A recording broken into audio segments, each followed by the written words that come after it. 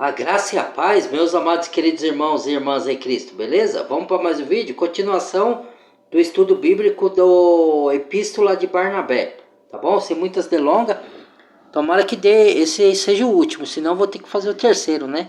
Mas é riquíssimo em conhecimento, riquíssimo em sabedoria e instrução, né? Para quem gosta de estudar, de ter conhecimento bíblico, né? Isso aqui é muito bom. Vamos lá.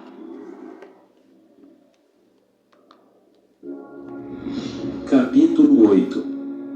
E que figura pensais que representa o mandamento dado a Israel? Os homens que têm pecados consumados, ofereçam a novilha, a imolem, e depois queimem.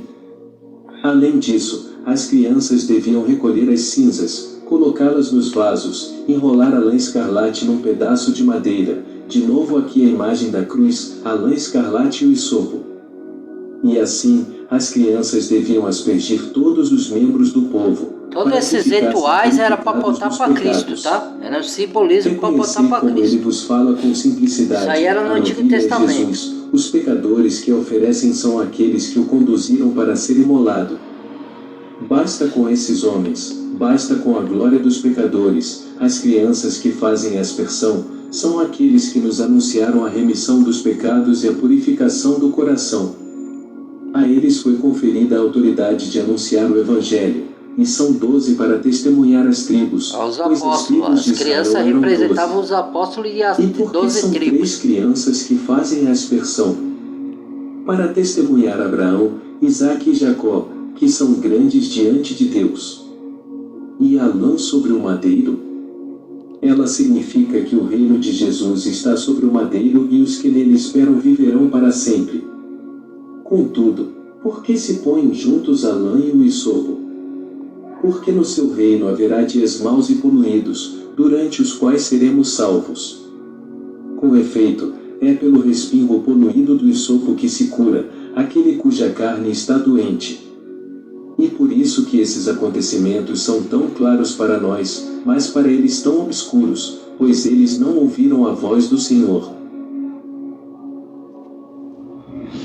Capítulo 9. De fato, é dos ouvidos que ele fala ainda, quando diz que circuncidou nossos ouvidos e nossos corações. O Senhor diz por meio do profeta: obedeceram-me com os ouvidos. E diz ainda: os que estão longe escutarão com o ouvido, e conhecerão o que eu fiz, e mais, circuncidai vossos ouvidos, diz o Senhor. E diz também: escuta Israel, eis o que diz o Senhor teu Deus: quem deseja viver para sempre? Que ele escute com o ouvido a voz do meu servo. E diz ainda... Então, porque lá no Antigo Testamento, né, fazia-se a aliança da circuncisão. Tirava a pelinha do prescúspulo, né, do órgão genital masculino, para fazer aliança com Deus, né? Chamava circuncisão. Hoje a circuncisão é de coração. Por isso que ele fala: circuncidai os seus ouvidos, para você inclinar os seus ouvidos para ouvir a palavra do Senhor e pôr em prática, entendeu? Então hoje nós recebemos uma circuncisão do coração, não do despojo da carne, entendeu? E por isso que ele fala também, o simbolismo não aconteceu. Jesus, quando veio, ele curou muitos cegos, entendeu? E surdos e mudos, mas aquilo ali era para mostrar que ele ia curar alguns cegos espirituais no futuro, para dar-lhe vista e olhos espirituais. Só que muitos que Jesus falou que teriam olhos e não enxergariam, e outros que teriam ouvido, mas não ouviria, porque taparão os ouvidos e fecharão os olhos para não enxergar e não escutar, que são os religiosos, tanto o fariseu como as pessoas de hoje, né? Que não ia querer abrir os olhos espirituais e nem ouvir as coisas espirituais. Ia ouvir de mau grado, entendeu? E não ia entender nada, entendeu? Então, que a gente entende disso? Entende que até um cego, ele pode enxergar as coisas espirituais de Deus. E aquele que tem olhos não entende, nem enxerga, nem ouve nada. Tem ouvido, mas não ouve. Tem olhos, mas não vê.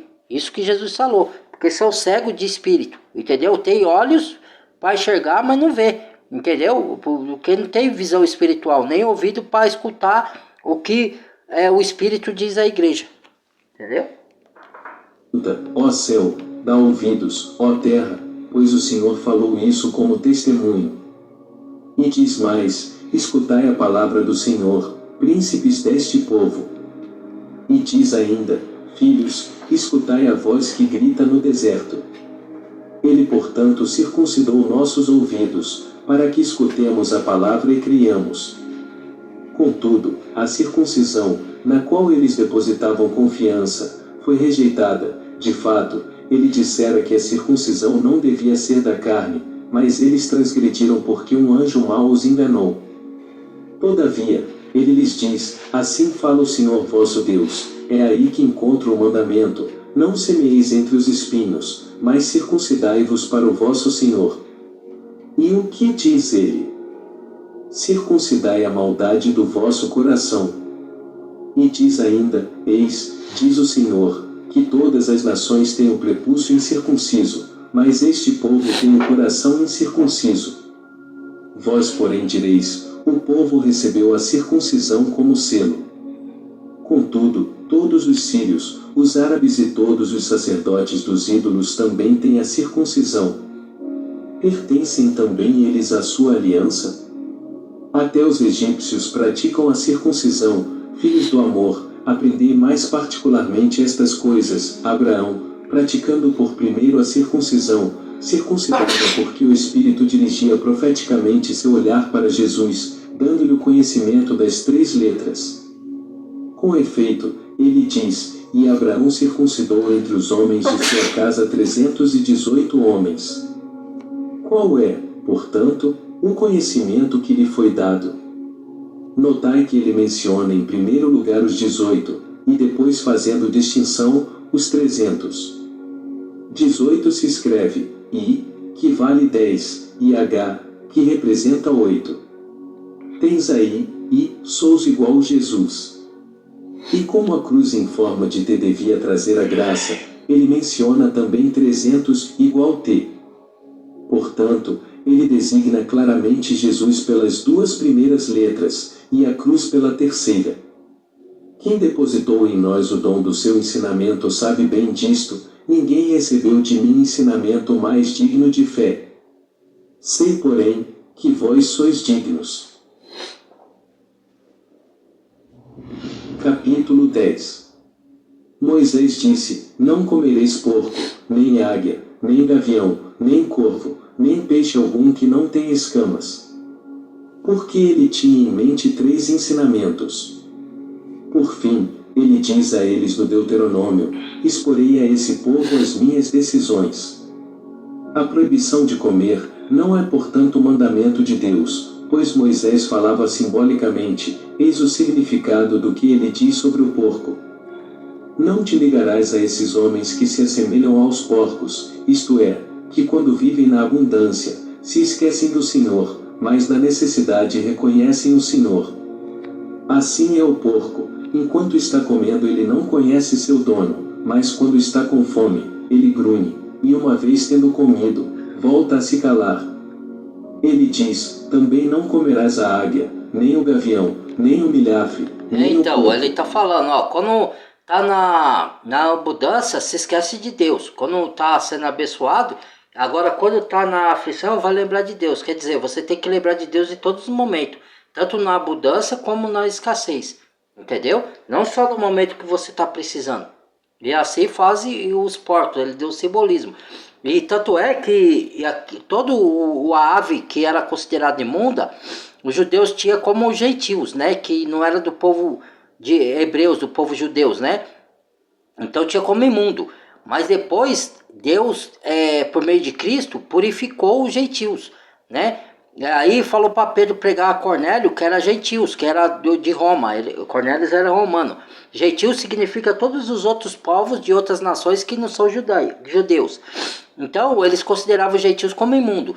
Quando Deus falou com Pedro: vai e mata a ave e come, Pedro falou: eu não como coisa imunda, Senhor. Falou: não torne imundo o que eu purifiquei. Então aquelas restrições daquelas comidas lá no Antigo Testamento, que era a ordenança, leis levíticas, né, de alimentação, era o simbolismo, só símbolo para o que haveria de vir. Jesus veio e acabou com tudo isso, entendeu? Hoje algumas leis judaicas ou algumas religião daqui do Brasil segue isso daí, mas não tem importância nenhuma. Quer dizer, eles estão voltando às práticas do Antigo Testamento, entendeu? Que era só figura. Não tem nada a ver. Não te ligarás, imitando-os, a esses homens que não sabem ganhar o alimento por meio do trabalho e do suor, mas que em sua injustiça arrebatam o bem alheio. Andam com ar inocente, mas espionam e observam a quem vão despojar por ambição. Eles são como essas aves, as únicas que não providenciam alimento por si próprias, mas se empoleiram ociosamente, procurando a ocasião de se alimentar da carne dos outros. São verdadeiros flagelos por sua crueldade. Ele está falando dos falsos profetas, viu aí? Não comerás moreia, nem polvo, nem cães gulosos que comem a gordura do não povo. te assemelharás, ligando-te a esses homens que são trabalha e vive da gordura de papai, né? O mesmo acontece com esses peixes. São os únicos amaldiçoados, que nadam nas profundezas, sem subirem como os outros, permanecem no fundo da terra, habitando o abismo. Também não comerás a lebre. Por que razão? Isso quer dizer, não serás pederasta, nem imitarás aqueles que são assim. Porque a lebre, a cada ano, multiplica seu ânus. Ela tem tantos orifícios quanto o número de seus anos. Também não comerás a hiena. Isso quer dizer, não serás nem adúltero, nem homossexual, e não te assemelharás àqueles que são assim. Aí, ó. Eu não falei nada, hein, irmãos? Tô na minha. Esse animal muda de sexo todos os anos. Porque não é preconceito. Você tem que tratar bem as pessoas, mas você não pode se assemelhar a ela e nem como que fala? Aceitar as práticas. Isso, ele está falando ali sobre o homossexualismo, mas serve para adúltero. Não estou falando que não tem salvação, tá? Se converterem do mau caminho, tem. Como a gente também que andava no caminho mau se converteu, entendeu? Então a gente tem que ter misericórdia aos pecadores, mas não tem que se assemelhar a ele nem aceitar suas práticas. É isso que a palavra está dizendo. Que agora sois luz em Cristo. Não está mais no mundo da treva para você se assemelhar. Não está falando para você desprezar, não conversar com a pessoa. Está falando para você não aceitar as práticas e não concordar com as práticas. Entendeu? Você pode conversar, tratar bem, mas não concordar com as práticas. Você tem que se afastar disso. Porque agora você está nova criatura. Você não pode aceitar essas práticas. Aí fala que isso é preconceito. Não tem nada a ver com preconceito. Preconceito é você tratar mal, você ofender as pessoas que são assim. Você não pode ofender e tratar mal, mas também não pode aceitar as práticas. Como as suas próprias práticas pecaminosas, você também tem que lutar contra elas. É isso. Torna-se ora macho, ora fêmea. Ele odiou também a doninha.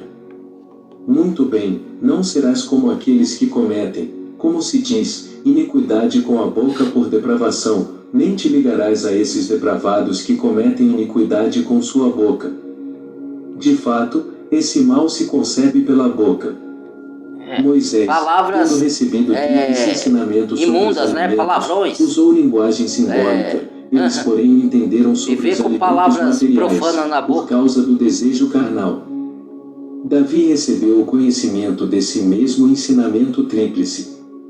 Ele fala de forma semelhante: feliz o homem que não vai ao conselho dos ímpios, como os peixes que se movem nas trevas para o fundo, e que não para no caminho dos pecadores, como aqueles que aparentam temer ao Senhor, mas pecam como o porco, e que não se assentou na cátedra da pestilência, como as aves que se postam para a rapina. Aí entendes perfeitamente o que se refere à comida. Conclusão. Moisés, porém, disse: a comida em si animal que tem o casco é o simbolismo que representa cada animal. Representa cada homem nas suas iniquidades. Conhece aquele que o alimenta, e quando repousa parece que se alegra com ele. Disse o bem, considerando o mandamento. Que quer ele dizer? Vinculai-vos àqueles que temem o Senhor, que meditam no coração sobre o sentido exato da palavra que receberam, que ensinam e observam as decisões do Senhor, que sabem que a meditação é alegre exercício. Amém, aleluia. A palavra do Senhor. Glória a Deus. O que Nosso Senhor, Pai que estás no céu. Aleluia. É que o justo caminha neste mundo e espera o mundo santo. Vede como Moisés legislou bem, mas para eles, como é possível compreenderem ou entenderem essas coisas? Nós, tendo compreendido exatamente os mandamentos, os exprimimos como o Senhor desejou. Por isso, Ele circuncidou nossos ouvidos e nossos corações, para compreendermos essas coisas. Capítulo 11. Pesquisemos se o Senhor teve intenção de falar antecipadamente sobre a água e sobre a cruz. Quanto à água, está escrito que Israel não teria recebido o batismo que leva à remissão dos pecados, mas que eles próprios teriam constituído um. Com efeito, diz o profeta, pasma, ó céu, e que a terra trema ainda mais, pois este povo cometeu mal duplo. Eles me abandonaram, a mim que sou a fonte viva da água, e cavaram para si mesmos uma cisterna de morte. Por acaso o Sinai, minha montanha santa, é rocha deserta? Vós sereis como os passarinhos que voam, quando se lhes tira o ninho. E o profeta diz ainda, eu marcharei à tua frente, aplanarei as montanhas, quebrarei as portas de bronze, despedaçarei as trancas de ferro, e te darei tesouros secretos, escondidos, invisíveis, a fim de que saibam que eu sou o Senhor Deus. Tu habitarás numa caverna alta de rocha sólida, onde a água não falta nunca. Vereis o Rei em sua glória, e vossa alma meditará no temor do Senhor. Ele diz ainda por meio de outro profeta, quem assim age, será como a árvore plantada junto à corrente d'água, e que dá seu fruto no tempo certo. Sua folhagem não cairá, e tudo o que ele fizer terá sucesso. Não são assim os ímpios, não são assim, eles são antes, como a poeira que o vento espalha na face da terra. E por isso que os ímpios não se levantarão no julgamento, nem os pecadores no conselho dos justos. Pois o Senhor conhece o caminho dos justos, mas o caminho dos ímpios perecerá. Notai que ele designa ao mesmo tempo a água e a cruz. Com efeito, ele quer dizer, felizes aqueles que, tendo lançado sua esperança na cruz, desceram para a água. Pois ele diz que o salário vem no tempo certo. Então, diz ele, eu o retribuirei. Mas para hoje, ele diz, sua folhagem não cairá. Isso significa que toda palavra de fé e amor que sair da vossa boca, será para muitos causa de conversão e de esperança. E outro profeta diz ainda, e a terra de Jacó era celebrada mais do que qualquer outra terra. Isso quer dizer que ele glorifica o vaso do seu espírito. O que diz ele a seguir? Havia um rio que corria, vindo da direita, e árvores esplêndidas auriam dele seu crescimento. Qualquer pessoa que delas comer, viverá eternamente. Tá vendo? Isso significa... Hoje, a palavra de Deus é o fruto da árvore da vida e a água da fonte da vida. Quando você se alimenta espiritualmente da palavra, você está se enchendo do Espírito, ou você está curando doenças interior, curando pecados, purificando pecado pelo sangue, que é a palavra. O sangue está na palavra, o pão da vida é Cristo, entendeu? E quando ele fala da cruz, ele não fala para adorar o Jesus da cruz, ele fala para você entender o significado da cruz, da morte e ressurreição, porque Cristo não está mais na cruz. Tem gente que vai na igreja adorar o Cristo morto, lá na cruz. Cristo não está mais morto, Cristo ressuscitou, gente. Cristo está à destra do Pai intercedendo por nós como advogado fiel. Então a cruz só representa a nossa salvação, porque ele morreu para enterrar o nosso velho homem. E quando ele ressuscitou, por isso que tem o batismo do Espírito e o batismo das águas. Quando você mergulha nas águas, você está enterrando o velho homem, é um simbolismo. Quando você levanta das águas, você está ressuscitando, é um simbolismo. Mas a ressurreição do Espírito é a ressurreição do corpo de Jesus pelo Espírito Santo e a ressurreição da glorificação do nosso corpo, assim como Jesus foi glorificado. entendeu? Nós vamos ressuscitar se morrermos fisicamente, entendeu?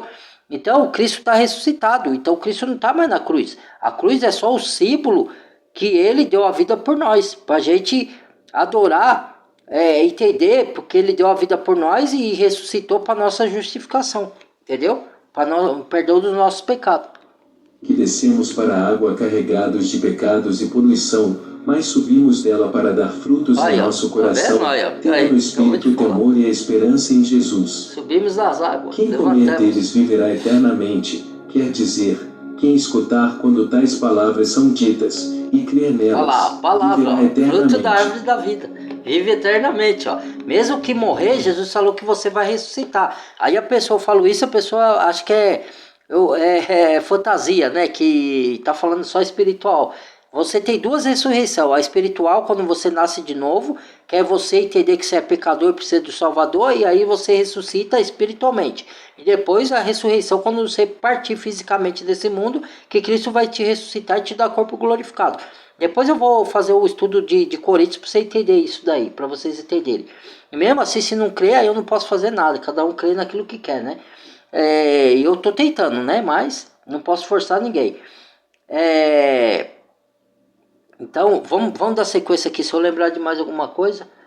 E tem a árvore da vida lá no reino celeste, e no novo céu e nova terra, tá? Mas hoje o fruto da árvore é a palavra, entendeu? Capítulo 12.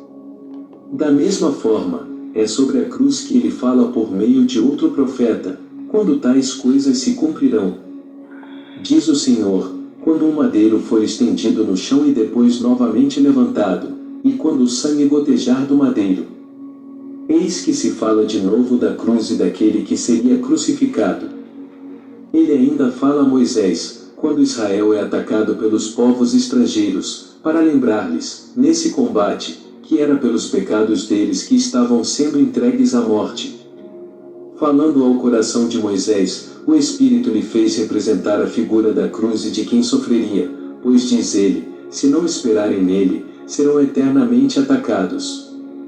Então Moisés amontoou as armas no meio do combate, e de pé, no lugar mais alto de todos, estendeu os braços, e assim Israel venceu novamente. Em seguida, cada vez que os abaixava, os israelitas sucumbiam outra vez. Por quê? Isso está no livro para que soubessem da que lei não lá. podiam ser salvos se não confiassem nele.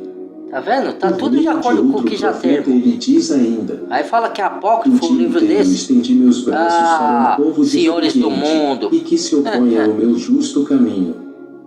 Outra vez ainda, no momento em que Israel sucumbia, Moisés fez prefiguração de Jesus, mostrando que ele devia sofrer, e justamente aquele que acreditavam estar morto na cruz, haveria de dar a vida.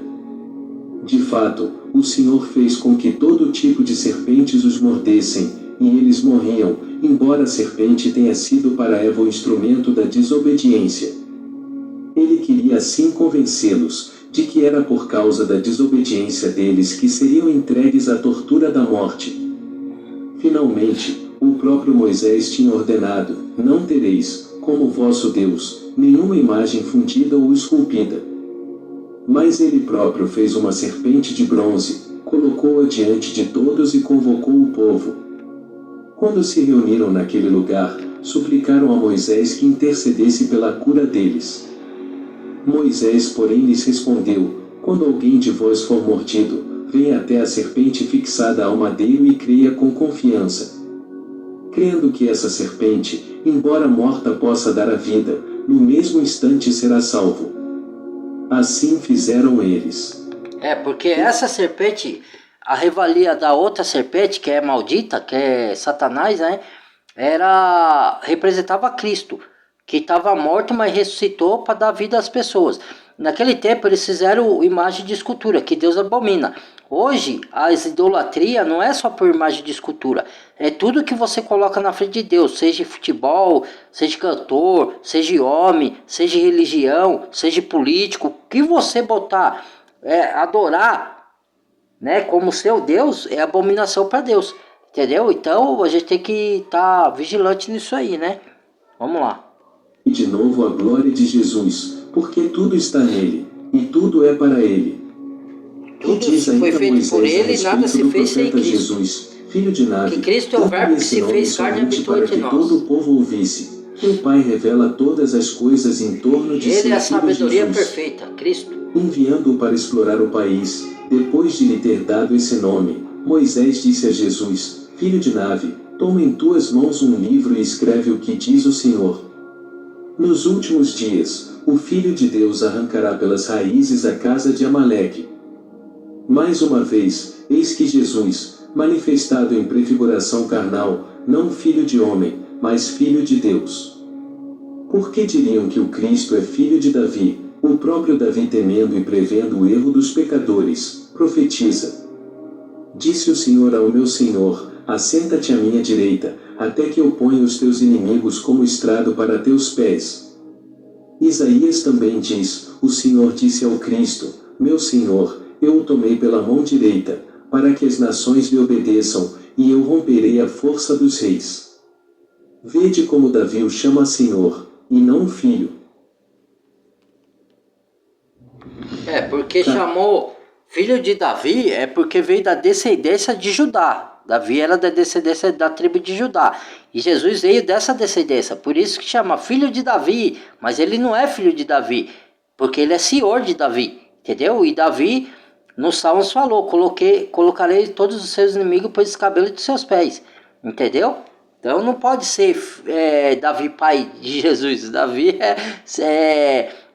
Jesus é senhor dele como nosso. Entendeu? Mas é filho por descendência. É que veio da descendência. No 13. Vejamos agora qual é o povo que recebe a herança. Se este, ou se o primeiro. E a aliança, é para nós, ou para aqueles? Escutai então o que diz a Escritura a respeito do povo. Isaque rezava pela sua mulher Rebeca, que era estéril, e ela concebeu. Depois, Rebeca saiu para consultar o Senhor, e o Senhor lhe disse, há 2 nações em teu seio e 2 povos em tuas entranhas. Um povo dominará o outro, e o mais velho servirá ao mais jovem.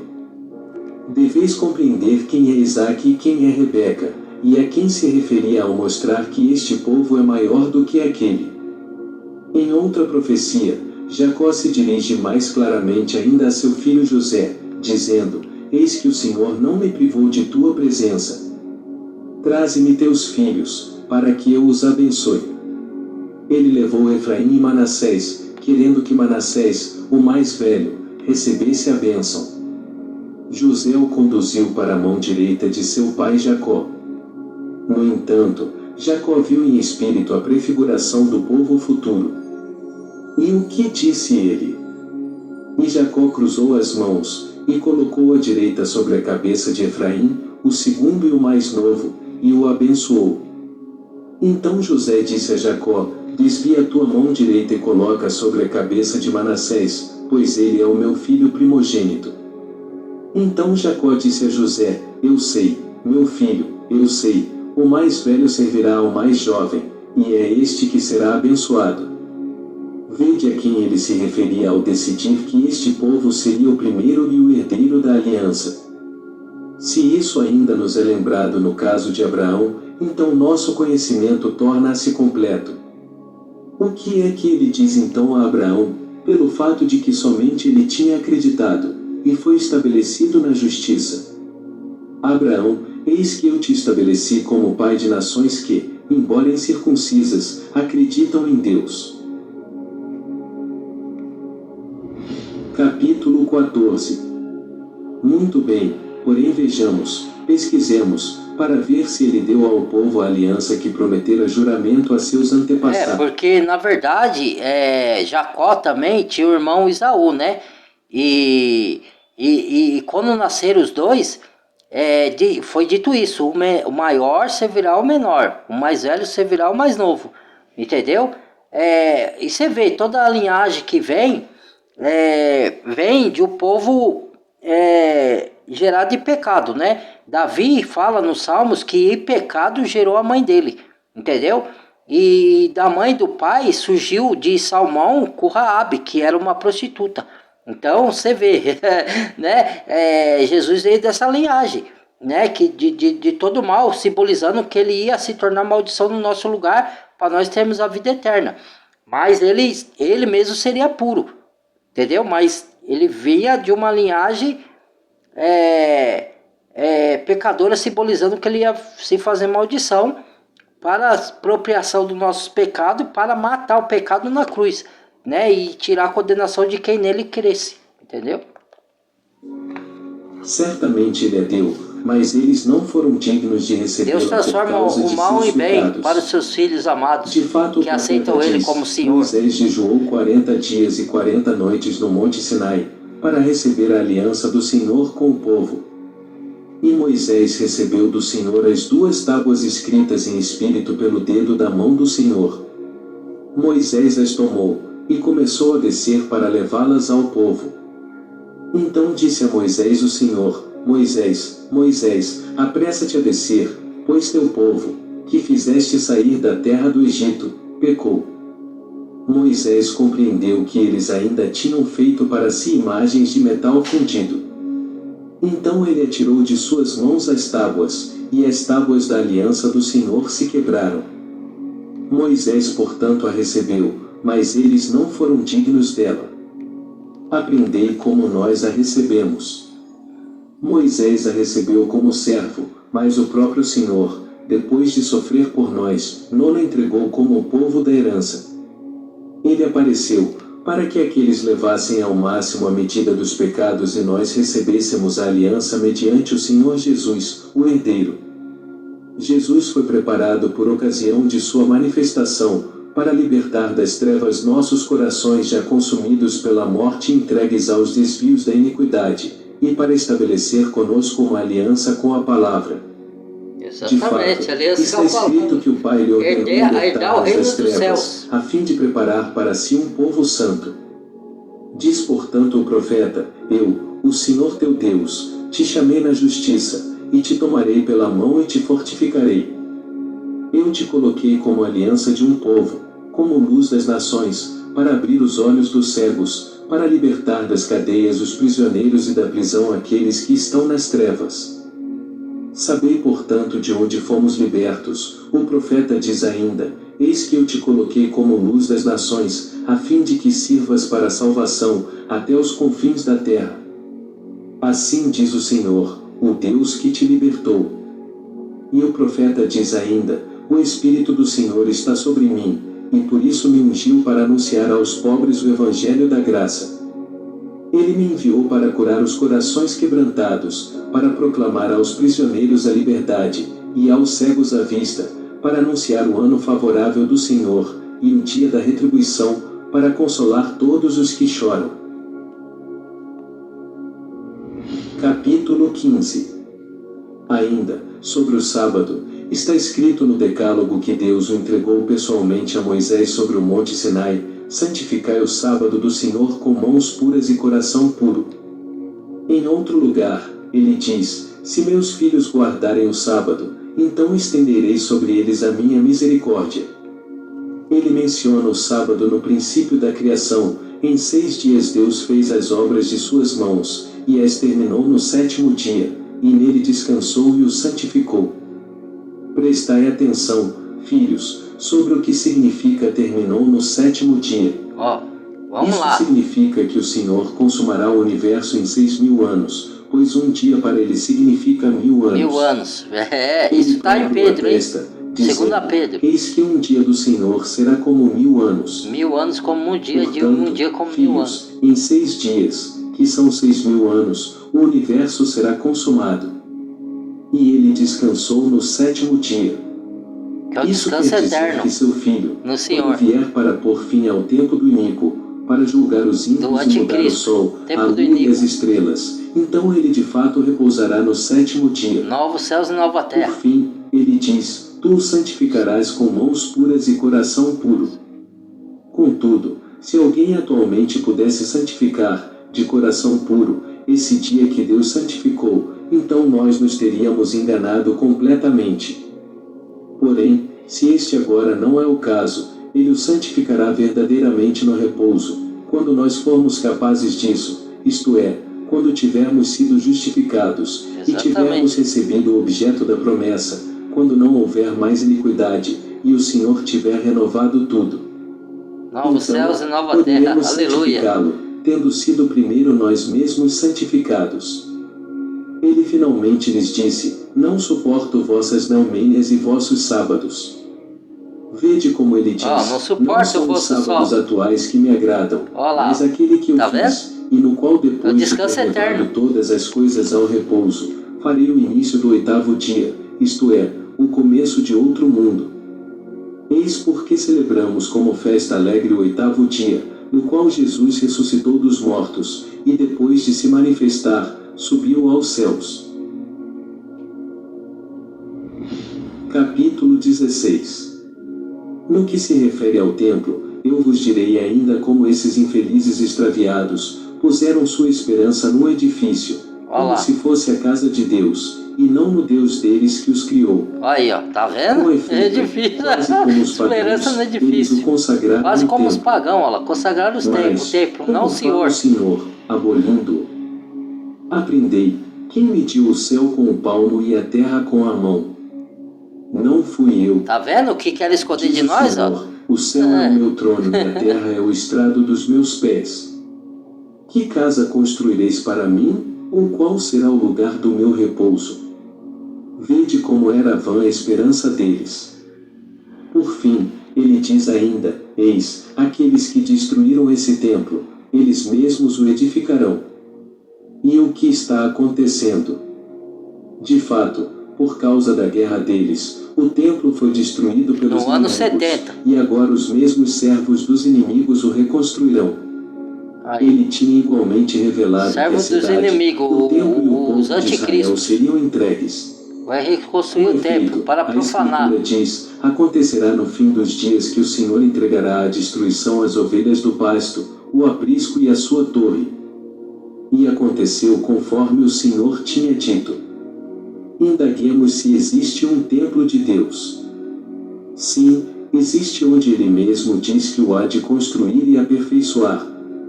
De fato, está escrito: quando a semana estiver terminada, será construído um templo de Deus, com esplendor, sobre o nome do Senhor. E essa semana é da profecia do profeta Daniel, que ele fala 7 semanas de 7 anos.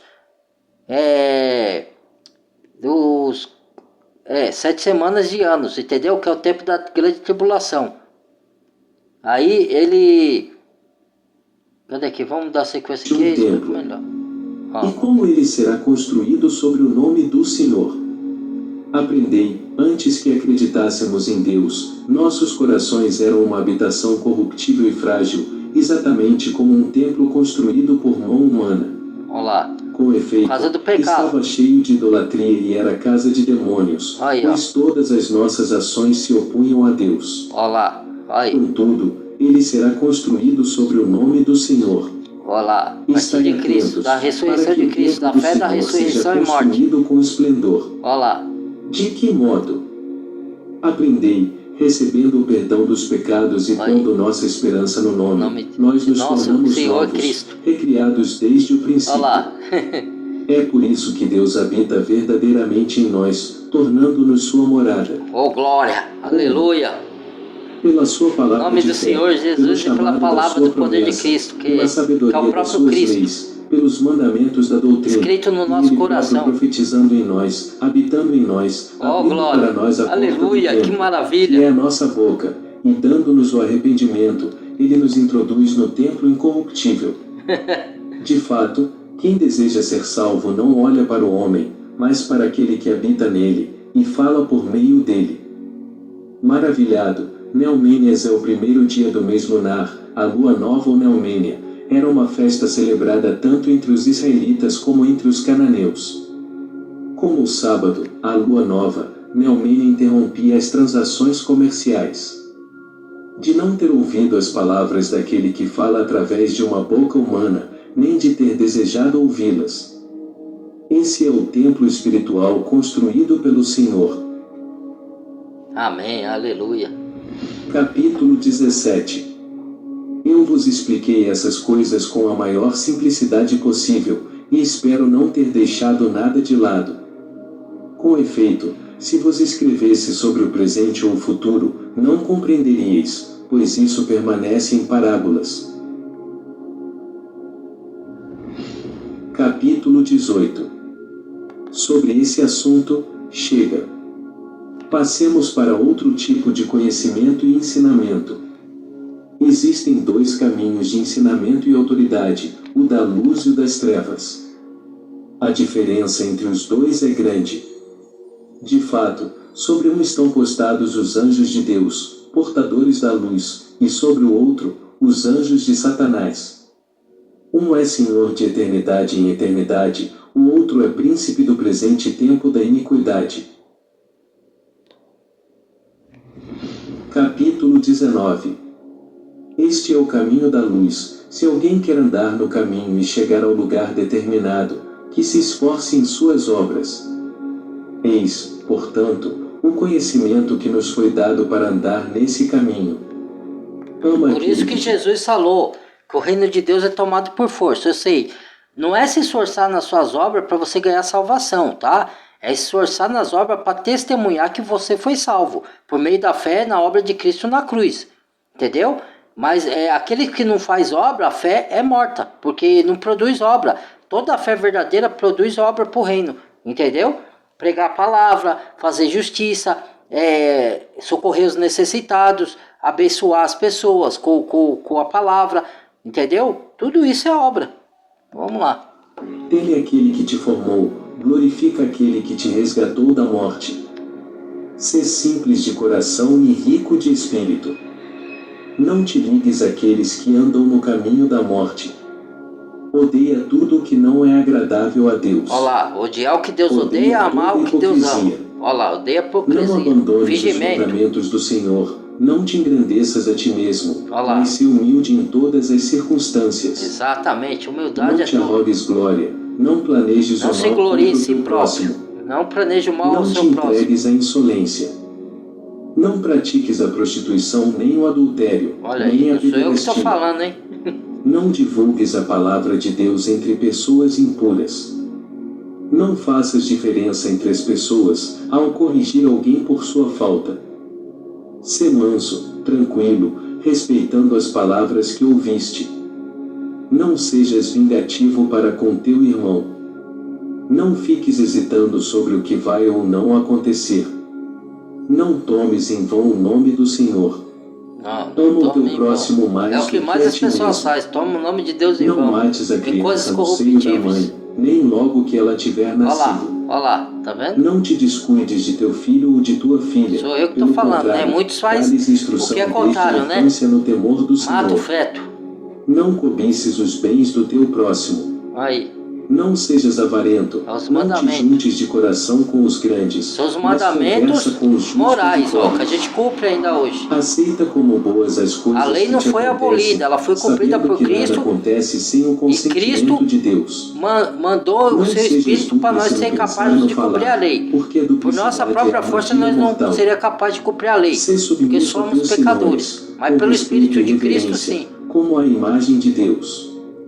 Não deis ordens com rudeza ao teu servo ou à tua serva, pois eles esperam no mesmo Deus que tu, para que não percam o temor de Deus, que está acima de uns e de outros. Com efeito, ele não vem chamar a pessoa pela aparência, mas aqueles que o Espírito não julgueis pela aparência. Aí olha as atitudes do coração. E não digas que são coisas tuas. Se estáis unidos nas coisas incorruptíveis, tanto mais nas coisas corruptíveis. Não sejas loquaz, porque a boca é armadilha mortal. O quanto podes, ser puro com a tua alma. Não sejas como os que estendem a mão na hora de receber, e a retiram na hora de dar. Ama, como a pupila do teu olho, todo aquele que te anuncia a palavra de Deus. Lembra-te noite e dia do julgamento, a cada dia, procura a companhia dos santos. Empenha-te com a pregação, exortando e preocupando-te em salvar uma alma pela palavra, ou então em trabalhar com tuas mãos, para resgatar teus pecados. Não hesites em dar, nem deis reclamando, pois sabes quem é o verdadeiro remunerador da tua recompensa. Guarda o que recebeste, sem nada acrescentar ou tirar. Odeia totalmente o mal, julga de modo justo. Não provoques divisão, pelo contrário, reconcilia aqueles que brigam entre si. Confessa os teus pecados. Não te apresentes em má consciência para a oração. Capítulo 20. O caminho da treva é tortuoso e cheio de maldições. De fato, em sua totalidade, ele é o caminho da morte eterna nos tormentos. Nele se encontram as coisas que arruinam a alma dos homens: idolatria, insolência, altivez do poder, hipocrisia, duplicidade de coração, adultério, homicídio, rapina, orgulho, transgressão, fraude, maldade, arrogância, feitiçaria, magia, avareza e ausência do temor de Deus. Olha aí. São os que perseguem os bons, odeiam a verdade, Olá, amam a mentira, verdade, ama a ignoram a mentira. recompensa da justiça, Vai, eu não tô se falando. ligam ao bem nem ao julgamento justo. Não cuidam da viúva e do órfão, não vigiam para o temor de Deus, mas para o mal, afastam-se da mansidão e da paciência. Amam as vaidades, correm atrás da recompensa, não têm misericórdia para com o pobre, recusam ajudar o oprimido. Difamam facilmente, ignoram o seu Criador, matam crianças, corrompem a imagem de Deus.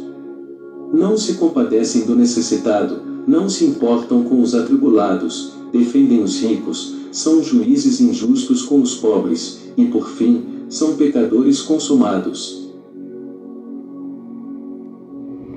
Capítulo 21.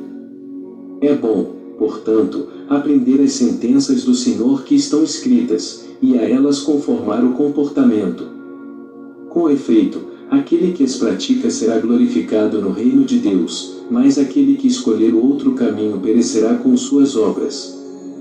Por isso, existe ressurreição, e por isso existe retribuição. A vós, que sois superiores, peço que aceitem um conselho da minha benevolência: tendes no meio de vós pessoas para com as quais praticar o bem. Não deixem de o fazer. Está próximo o dia, no qual todas as coisas perecerão com o maligno. Está próximo o Senhor, justo com a sua retribuição. Peço-vos ainda, sede bons legisladores para vós mesmos, permanecei fiéis conselheiros para vós mesmos, afastai de vós toda hipocrisia. O Deus, que reina sobre o mundo inteiro, vos dê sabedoria, inteligência, ciência, conhecimento de suas decisões, e perseverança. Deixai-vos instruir por Deus, procurando o que o Senhor quer de vós, e praticai-o, para que vos encontreis no dia do julgamento. Se vos recordais do bem, lembrai-vos de mim ao meditar sobre essas coisas. Desse modo, meu desejo e minha vigilância levarão a realizar algum bem. Peço-vos com insistência, como uma graça, enquanto o belo vaso ainda está convosco, não negligencieis nada das vossas coisas, mas buscai-as constantemente, e cumpri todos os mandamentos, pois eles são dignos. Eis porque me esforcei em vos escrever, segundo minhas possibilidades. Eu vos saúdo, filhos do amor e da paz. Que o Senhor da glória e de toda a graça esteja com o vosso espírito. Amém. Aleluia. Aí, irmãos, finaliza aqui. Muito obrigado, Deus abençoe. Esse foi o vídeo, tá bom? Compartilhe com os outros irmãos, deixa o like, se inscreva quem não é inscrito, badale o sininho de todas. E se inscreva quem não é inscrito e bem-vindo aos novos inscritos, tá bom? Espero que tenha ajudado e compare com o que tem nas escrituras, vê que tá tudo de acordo. Não tem nada herético aqui, nem pelo menos nesse livro do Apócrifo. E nos outros dois que eu já fiz, que é o de Enoque e o de Jubileu. Agora eu vou fazer o Apocalipse de Pedro, que dá mais detalhes da condenação dos ímpios, que insiste em achar que não tem condenação eterna, só tem vida eterna, mas condenação não tem, né? É lógico que ninguém quer ser condenado, mas para você não ser, você tem que andar no caminho que Deus te pede para andar. Se você quiser andar em outros caminhos, felizmente, não sou eu, é a palavra que diz, tá aí, tá bom? Obrigado, Deus abençoe. Até o próximo vídeo.